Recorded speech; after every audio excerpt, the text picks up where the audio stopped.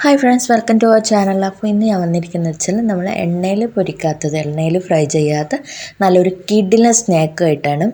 അപ്പോൾ ഈ സ്നാക്ക് എന്ന് വെച്ചാൽ തീർച്ചയായിട്ടും കുട്ടികൾക്കും വലിയവർക്കും ഒക്കെ ഒരുപോലെ ഇഷ്ടപ്പെടുന്ന ഒരു സ്നാക്കാണ്. അതുപോലെ തന്നെ ഉണ്ടാക്കാൻ വേണ്ടിയിട്ട് വളരെ എളുപ്പമുള്ള ഒരു സ്നാക്ക് കൂടിയാണ്. അപ്പോൾ നമുക്ക് ഈ ഹെൽത്തി ആയിട്ടുള്ള നല്ല ഓയിൽ ഫ്രീ ആയിട്ടുള്ള ഈ സ്നാക്ക് എങ്ങനെ തയ്യാറാക്കാമെന്ന് നോക്കാം. അപ്പോൾ അതിന് വേണ്ടിയിട്ട് ഞാനിപ്പോൾ 4 പീസ് സ്ലൈസ് ബ്രെഡ് എടുത്തിട്ടുണ്ട്. അപ്പോൾ നിങ്ങൾക്ക് വലിപ്പമുള്ള ബ്രെഡ് കിട്ടുവാണെങ്കിൽ അത്രയും നല്ലത്. അപ്പോൾ അതിൻ്റെയൊക്കെ സൈഡൊക്കെ ഞാൻ കളഞ്ഞിട്ട് ഇപ്പോൾ ഞാൻ ശരിക്കും ഇപ്പോൾ ഒന്നും കൂടെ എക്സ്ട്രാ ചേർത്ത് 5 പീസ് എടുത്തിട്ടുണ്ട്. അപ്പോൾ സൈഡ് കളഞ്ഞ ശേഷം അതവിടെ മാറ്റി വെക്കുക. ഇനി 4 ടേബിൾ സ്പൂൺ നമ്മുടെ കടലപ്പൊടിയില്ലേ, ബേസൻ ഫ്ലോർ, അതെടുത്തിട്ടുണ്ട്. അത് 4ഓ 5ഓ എത്ര വേണം നിങ്ങൾക്ക് എടുക്കുക, അതിൻ്റെ തിക്നെസ്സിൽ ചെയ്താൽ മതി. അപ്പം ഞാൻ 4 ടേബിൾ സ്പൂൺ എടുത്തിട്ടുണ്ട്. അതിൻ്റെ അകത്തേക്ക് ഒരു പച്ചമുളക് ചെറുതായിട്ട് അരിഞ്ഞത് ഇട്ട് കൊടുക്കുന്നുണ്ട്. പിന്നെ ഒരു 1/4 ടീസ്പൂണോളം മുളക് പൊടി ഇട്ട് കൊടുക്കുന്നുണ്ട്. പിന്നെ നമ്മൾ മുളക് പൊടി പിന്നെ ആഡ് ചെയ്യും, അതുകൊണ്ടാണ് ഈ കുറച്ചിട്ട് കൊടുക്കുന്നത്.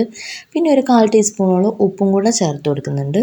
ഇനി അതിൻ്റെ അകത്ത് കുറച്ച് മല്ലിയില ചോപ്പ് ചെയ്തതും കൂടെ ഇട്ട് കൊടുക്കുന്നുണ്ട്, ഒരു അര ടേബിൾ സ്പൂണോളം.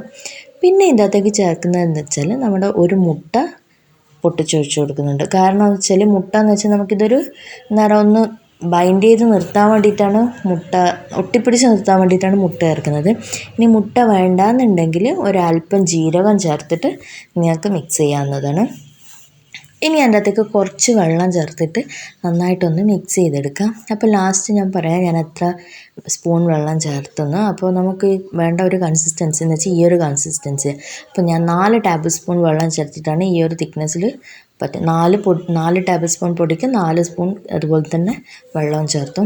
ഇനി നമ്മുടെ തവയുടെ റെഡി ആവുന്നുണ്ട്, ഇപ്പോൾ ചൂടാവുന്നുണ്ട്. അതിലേക്ക് കുറച്ച് നമ്മൾ കല്ലുമ്മേൽ ഒട്ടിപ്പിടിക്കാതിരിക്കാൻ മാത്രം വെളിച്ചെണ്ണ അല്ലെങ്കിൽ ഓയിൽ സ്പ്രെഡ് ചെയ്ത് കൊടുക്കുക. ഇനി അതെല്ലായിടത്തും ആക്കിയതിന് ശേഷം നമ്മൾ ഈ ഒരു ചേർക്കുന്ന ഒരു ഇതേ ഉള്ളൂ. നിങ്ങൾക്ക് ഇതും വേണ്ടാന്നുണ്ടെങ്കിൽ അതും അവോയ്ഡ് ചെയ്യുക, പക്ഷേ ഇത് ചെയ്താൽ കുറച്ച് ടേസ്റ്റ് കൂടുതലായിരിക്കും. ഇനി നമ്മുടെ കൂട്ടിലേക്ക് നമ്മൾ ഓരോ സ്ലൈസ് ബ്രെഡും എടുത്തിട്ട് നന്നായിട്ട് മുക്കുക, നന്നായിട്ട് അതിൻ്റെ ഉള്ളിലേക്ക് പിടിക്കുന്ന രീതിയിൽ മുക്കുക. അതിനാണ് കുറച്ച് ലൂസായിട്ട് നമ്മൾ ഈ കൂട്ട് ഇതാക്കുന്നത്. അപ്പോൾ ഇനി നമ്മൾ തവയിലേക്ക് അങ്ങ് വെച്ച് കൊടുക്കുക. ഇനി ആദ്യം ശ്രദ്ധിക്കേണ്ട കാര്യം എന്ന് വെച്ചാൽ മീഡിയം ഫ്ലെയിമിൽ വേണം ഇത് വെച്ച് കൊടുക്കാൻ വേണ്ടിയിട്ട്, അല്ലെങ്കിൽ ലോ ഫ്ലെയിമിൽ. ഒരിക്കലും അതിൻ്റെ ഇപ്പുറത്തേക്ക് ഫ്ലെയിം കൂട്ടാൻ പാടില്ല. അപ്പം ഞാനിപ്പോൾ 5 പീസ് കൂടെ വെച്ച് കൊടുത്തിട്ടുണ്ട്. ഇനി നമുക്ക് ഓരോ സൈഡ് ആവുന്നതിന് തിരിച്ചിട്ട് കൊടുക്കാം. അങ്ങനെ തിരിച്ചും മറിച്ചും ഇട്ട് കൊടുക്കണം. ഒരേ സൈഡ് വെച്ചിട്ട് ഒരുമിച്ച് വേവിച്ചെടുക്കാൻ പാടില്ല.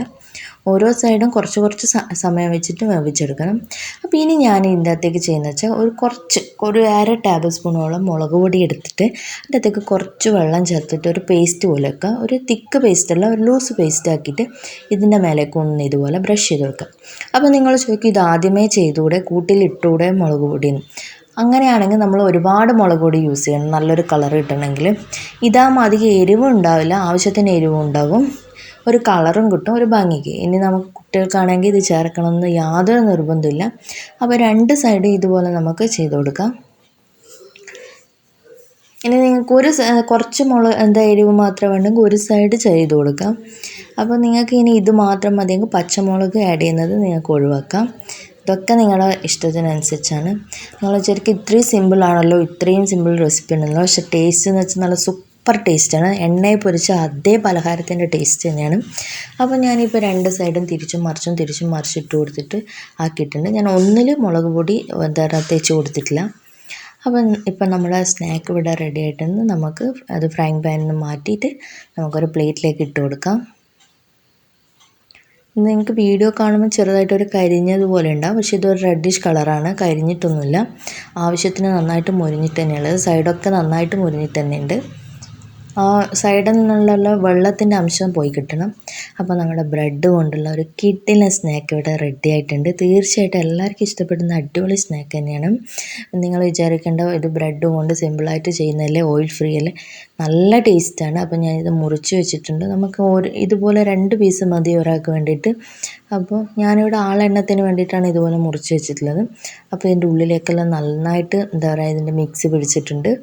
അതുകൊണ്ടാണ് ലൂസായിട്ട് ഇങ്ങനെ ചെയ്യുന്നത്. അപ്പോൾ തീർച്ചയായിട്ടും എല്ലാവർക്കും ഈ റെസിപ്പി ഇഷ്ടപ്പെടുമെന്ന് വിചാരിക്കുന്നു.